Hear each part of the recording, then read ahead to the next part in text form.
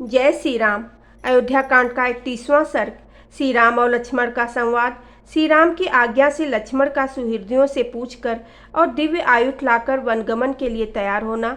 श्री राम का उनसे ब्राह्मणों को धन बांटने का विचार व्यक्त करना। जिस समय श्री राम और सीता में बातचीत हो रही थी, लक्ष्मण वहां पहले से ही आ गए थे। उन दोनों का ऐसा संवाद सुनकर उनका मुखमंडल आंसुओं से भीग गया। भाई के विरह का शोक अब उनके लिए भी असह्य हो उठा।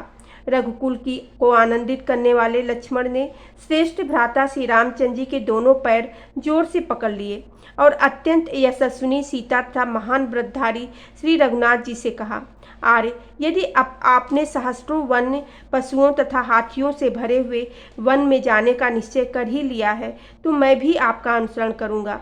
धनुष हाथ में लेकर आगे आगे चलूंगा। आप मेरे साथ पक्षियों के कलरव और भ्रमर समूहों के गुंजार से गूंजते हुए रमणीय वनों में सब ओर से विचरण कर कीजिएगा।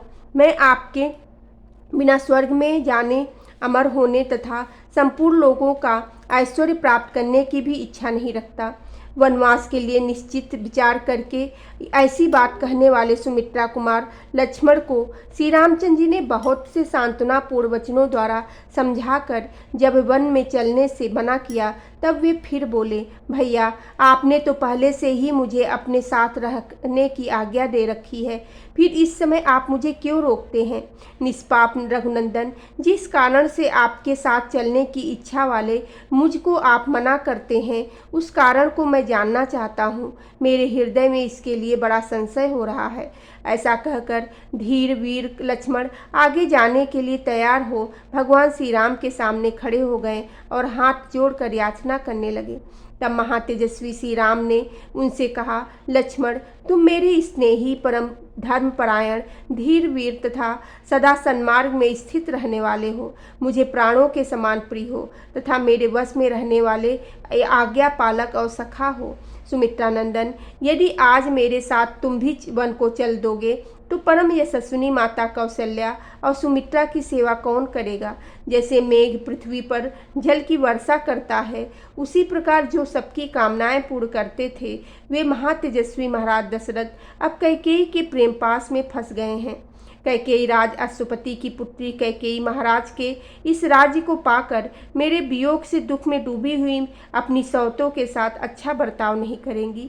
भरत भी राज्य पाकर कैकेयी के अधीन रहने के कारण दुखिया कौशल्या और सुमित्रा का भरण पोषण नहीं करेंगे। अतः सुमित्रा कुमार, तुम यहीं रहकर अपने प्रयत्न से अथवा राजा की कृपा प्राप्त करके माता कौशल्या का पालन करो। मेरे बताए हुए इस प्रयोजन को ही सिद्ध करो।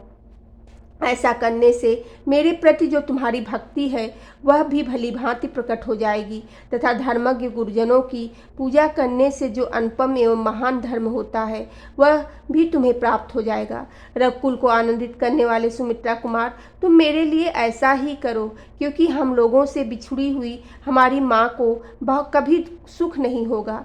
वह सदा हमारी ही चिंता में डूबी रहेंगी।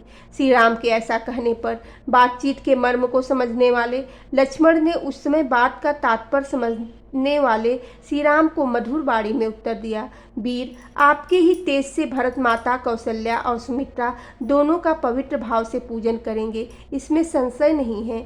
वीरवर, इस उत्तम राज्य को पाकर यदि भरत बुरे रास्ते पर चलेंगे और दूषित हृदय एवं विशेषतः घमंड के कारण माताओं की रक्षा नहीं करेंगे, तो मैं उन दुर्बुद्धि और क्रूर भरत का तथा उनके पक्ष का समर्थन करने वाले उन सब लोगों का वध कर डालूंगा।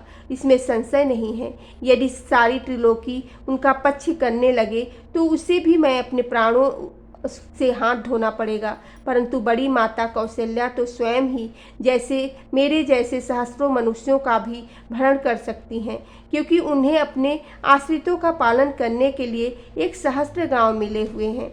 इसलिए वे मनस्विनी कौशल्या स्वयं ही अपनी मेरी माता का तथा मेरे जैसे और भी बहुत से मनुष्यों का भरण पोषण करने में समर्थ हैं। अतः आप मुझको अपना अनुगामी बना लीजिए, इसमें कोई धर्म की हानि नहीं होगी। मैं कृतार्थ हो जाऊंगा तथा आपका भी प्रयोजन मेरे द्वारा सिद्ध हुआ रहेगा। त्यंजा सहित धनुष लेकर खंती और पिटारी लिए आपको रास्ता दिखाता हुआ मैं आपके आगे आगे चलूँगा। प्रतिदिन आपके लिए फल मूल लाऊंगा और तपस्विनी के लिए वन में मिलने वाली तथा अन्यान्य हवन सामग्री जुटाता रहूँगा।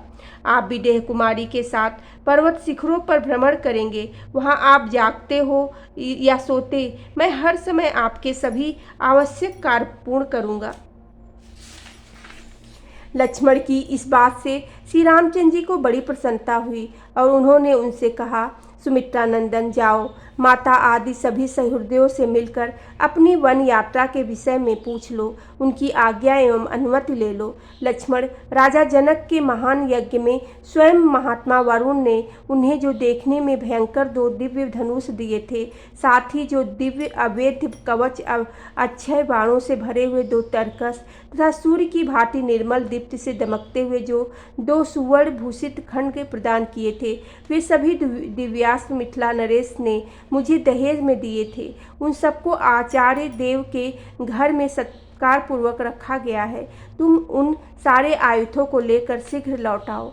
आज्ञा पाकर लक्ष्मण जी गए और सुसज्जनों की अनुमति लेकर वनवास के लिए निश्चय रूप से तैयार हो इक्ष्वाकु कुल के गुरु वशिष्ठ जी के यहाँ गए। वहाँ से उन्होंने उन उत्तम आयुधों को ले लिया। क्षत्रिय शिरोमणि सुमित्रा कुमार लक्ष्मण ने सत्कार पूर्वक रखे हुए उन माल्य विभूषित समस्त दिव्य आयुधों को लाकर उन्हें श्री राम को दिखाया। तब मनस्वी श्री राम ने वहां आए हुए लक्ष्मण से प्रसन्न होकर कहा, सौम्य लक्ष्मण, तुम ठीक समय पर आ गए। इसी समय तुम्हारा आना मुझे अभीष्ट था। शत्रुओं को संताप देने वाले वीर, मेरा जो यह धन है, इसे मैं तुम्हारे साथ रहकर तपस्वी ब्राह्मणों को बांटना चाहता हूँ। गुरुजनों के प्रति सुदृढ़ भक्ति भाव से युक्त जो श्रेष्ठ ब्राह्मण यहाँ मेरे पास रहते हैं, उनको तथा समस्त आश्रित जनों को भी मुझे अपना यह धन बांटना है। वशिष्ठ जी के पुत्र जो ब्राह्मण में श्रेष्ठ आर्य सुयज्ञ हैं, उन्हें तुम शीघ्र ही यहाँ बुला लाओ। मैं इन सबका तथा और जो ब्राह्मण शेष रह गए हों, उनका भी सत्कार करके वन को जाऊंगा। बोलो सियावेरी रामचंद्र की जय, पवन सुत हनुमान की जय।